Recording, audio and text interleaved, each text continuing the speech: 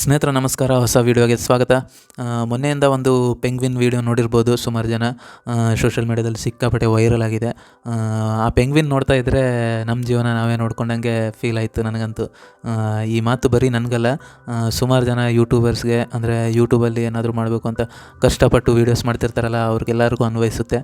ಸುಮಾರು ಜನ ಪಡ್ತಿರ್ತಾರೆ. ಈ ಬೆಂಗಳೂರಲ್ಲಿ ನಾನೇ ಕಣ್ಣೆದ್ರಿಗೆ ನೋಡ್ತಾ ಇದ್ದೀನಿ.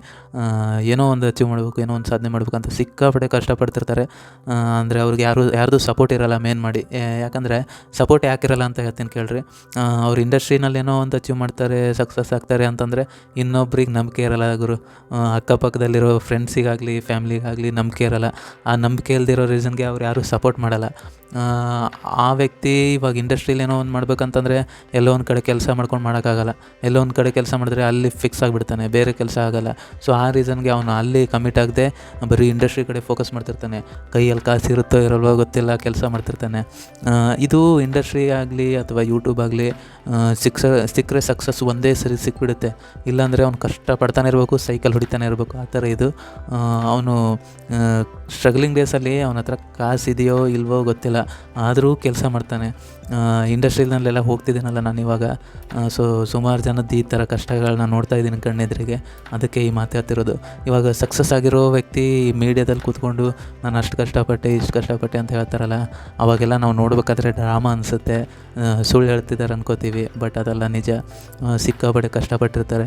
ಇವಾಗ ರಾಕಿಂಗ್ ಸ್ಟಾರ್ ಯಶ್ ಅವರು ಒಂದಿನ ಬಸ್ ಸ್ಟ್ಯಾಂಡಲ್ಲಿ ಮಲ್ಕೊಂಡಿದ್ದೀನಿ ಅಂತ ಹೇಳ್ತಾರಲ್ಲ, ನಿಜ ಮಲ್ಕೊಂಡಿರ್ತಾರೆ ಗುರು. ನಾನು ನಿಜ ಅವರು ವೀಕೆಂಡ್ ವಿತ್ ನಲ್ಲಿ ಹೇಳ್ಬೇಕಾದ್ರೆ ಏನು ಹೇಳ್ತಾರೆ, ಈ ಥರ ಎಲ್ಲ ಸುಮ್ಮನೆ ಹೇಳ್ತಾರೆ ಹಂಗೆ ಹಿಂಗೆ ಅಂದ್ಕೊಂಡಿದ್ದೆ, ನಾನೇ ಅಂದ್ಕೊಂಡಿದ್ದೆ. ಬಟ್ ರಿಯಾಲಿಟಿ ಹಂಗಲ್ಲ. ನಿಜ ಕಷ್ಟಪಟ್ಟಿರ್ತಾರೆ. ನಿಜವಾಗ್ಲೂ ಬಸ್ ಸ್ಟಾಪಲ್ಲಿ ಮಲ್ಕೊಂಡಿರ್ತಾರೆ. ಹೊಟ್ಟೆ ಊಟ ಮಾಡಿರ್ತಾರೋ ಇಲ್ವೋ ಗೊತ್ತಿಲ್ಲ. ಆದರೆ ಕಷ್ಟಪಡೋದು ಯಾವ ಥರ ಅಂದರೆ, ಇವಾಗ ಯಾರೇ ಆಗಲಿ ರೀ, ನೀವು ಇವತ್ತು ಕೆಲಸ ಮಾಡ್ತೀರ ಅಂದರೆ ಇವತ್ತು ಸಂಬಳ ತಗೋತೀರ ಅಲ್ವಾ. ಬಟ್ ಈ ಯೂಟ್ಯೂಬರ್ಸ್ದು ಫಿಲ್ಮ್ ಇಂಡಸ್ಟ್ರಿನಲ್ಲಿ ಸಕ್ಸಸ್ ಆಗಬೇಕು ಅಂದ್ಕೊಂಡವ್ರದ್ದು ಹಂಗಲ್ಲ. ಇವತ್ತು ಕಷ್ಟಪಡ್ತಾರೆ ಆದರೂ ದುಡ್ಡು ಸಿಗೋಲ್ಲ, ನಾಳೆ ಕಷ್ಟಪಡ್ತಾರೆ ಆದರೂ ದುಡ್ಡು ಸಿಗೋಲ್ಲ. ಎಷ್ಟು ವರ್ಷ, ಒಂದೊಂದು ವರ್ಷ, 2 ವರ್ಷ, 5 ವರ್ಷ ಕಷ್ಟಪಡ್ತಾನೆ ಇರ್ತಾರೆ, ಕೆಲಸ ಮಾಡ್ತಾನೆ ಇರ್ತಾರೆ, ದುಡ್ಡು ಇಲ್ಲದೇ. ಇವಾಗ ನಾನೇ ಎಕ್ಸಾಂಪಲ್ ತೊಗೊಳ್ಳಿ. ಯೂಟ್ಯೂಬಲ್ಲಿ ವೀಡಿಯೋಸ್ ಮಾಡ್ತಿದ್ದೀನಿ, ₹1 ಉಪಯೋಗ ಇಲ್ಲ ನನಗೆ, ₹1 ಲಾಭ ಇಲ್ಲ. ಆದರೂ ಕೂಡ ಮುಂದೆ ಒಂದಿನ ಸಕ್ಸಸ್ ಸಿಗ್ಬೋದು ಅನ್ನೋ ಒಂದು ಹೋಪ್ ಮೇಲೆ ಕೆಲಸ ಮಾಡೋದಿದು. ಯೂಟ್ಯೂಬ್ ವೀಡಿಯೋ ಮುಂದೆ ಒಂದಿನ ಜನಕ್ಕೆ ರೀಚ್ ಆಗ್ಬೋದು, ಅದು ವೈರಲ್ ಆಗ್ಬೋದು, ಗೊತ್ತಿಲ್ಲ. ಆಗುತ್ತೋ ಆಗೋಲ್ವೋ ಅದು ಗೊತ್ತಿಲ್ಲ, ಗ್ಯಾರಂಟಿ ಇಲ್ಲ. ಆದರೂ ಕೆಲಸ ಮಾಡಬೇಕು, ಆದರೂ ವೀಡಿಯೋಸ್ ಮಾಡಬೇಕು, ಆದರೂ ಅಪ್ಲೋಡ್ ಮಾಡಬೇಕು. ಈ ಥರ ಇದು ಕೆಲಸ. ಆದರೂ ನಮಗೊಂದು ಹುಚ್ಚು, ಇವತ್ತಲ್ಲ ನಾಳೆ ವೈರಲ್ ಆಗುತ್ತೆ, ಮಾನಿಟೈಸೇಷನ್ ಆಗುತ್ತೆ, ಸಕ್ಸಸ್ ಸಿಗುತ್ತೆ ಅನ್ನೋ ಭರವಸೆ ಮೇಲೆ ನಾವು ಕೆಲಸ ಮಾಡೋದಿದು. ಗೊತ್ತಿಲ್ಲ, ದೇವರು ಒಂದಿನ ಕಂಡುಬಿಡ್ಬೋದು, ನೋಡ್ಬೋದು. ಇವಾಗ ಇನ್ಸ್ಟಾಗ್ರಾಮಲ್ಲೂ ಹಾಗೆ ನಾನು ಸುಮಾರು ದಿವಸದಿಂದ ಇನ್ಸ್ಟಾ 360 ಕ್ಯಾಮ್ರಾ ತೊಗೊಂಡು ಮೈಕೆಲ್ಲ ಸೆಟಪ್ ಮಾಡಿಕೊಂಡು ವೀಡಿಯೋಸ್ ಹಾಕ್ತಾ ಇರ್ತಿದ್ದೆ. ಬಟ್ ಯಾವ ವೀಡಿಯೋನೂ ವೈರಲ್ ಆಗ್ತಿರ್ಲಿಲ್ಲ. ಒಂದು ದಿನ ವೈರಲ್ ಆಯಿತು ಒಂದು ವೀಡಿಯೋ. February 6th ಒಂದು ವೀಡಿಯೋ ಫಸ್ಟು ಮಂಗಳಮುಖಿದು ವೀಡಿಯೋ ವೈರಲ್ ಆಯಿತು. ಅದು ಆರ್ ನಗರದಲ್ಲಿ ಮಾಡಿದ್ದೆ. ಆ ವೀಡಿಯೋ ವೈರಲ್ ಆದಾಗ ಸಿಕ್ಕಾಪಟ್ಟೆ ಖುಷಿ ಆಯಿತು. ಅದಾದಮೇಲೆ ನೆಕ್ಸ್ಟು ಕನ್ನಡ ಮಾತಾಡಿ ಅನ್ನೋ ಒಂದು ಹುಡುಗಿ ನನಗೆ ಹೇಳುತ್ತಲ್ಲ, ಆ ವೀಡಿಯೋ ವೈರಲ್ ಆಯಿತು. ಆ ವೀಡಿಯೋ ವೈರಲ್ ಆಗ್ತಾ ಅದಾದಮೇಲೆ ಹಂಗೆ ಎಲ್ಲ ವೀಡಿಯೋಸ್ ವೈರಲ್ ಆಗ್ತಾ ಹೋಯಿತು. ಒಳ್ಳೆ ರೀಚ್ ಸಿಕ್ತು, ಒಳ್ಳೆ ಫಾಲೋವರ್ಸ್ ಆದರು. ಇವಾಗ ಆಲ್ರೆಡಿ ನಂದು 100K ಕ್ರಾಸ್ ಆಗಿಬಿಟ್ಟಿರೋದು.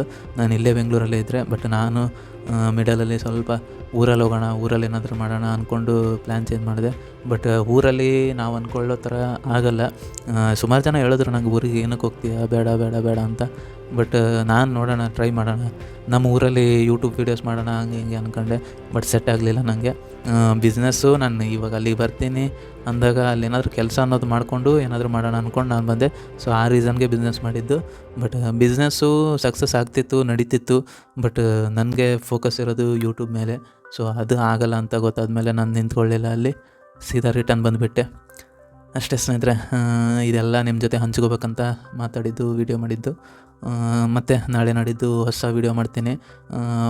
ಏನಾದರೂ ಡಿಫ್ರೆಂಟ್ ಕಂಟೆಂಟ್ ಮಾಡ್ಬೇಕಂತ ಟ್ರೈ ಮಾಡ್ತಾಯಿದ್ದೀನಿ. ಖಂಡಿತ ನಾಳೆ ನಾಡಿದ್ದು ಹೊಸ ವೀಡಿಯೋ ಬರುತ್ತೆ. ಸಬ್ಸ್ಕ್ರೈಬ್ ಮಾಡಿಕೊಂಡು ಸಪೋರ್ಟ್ ಮಾಡಿರಿ. Love you all. Take care. Bye.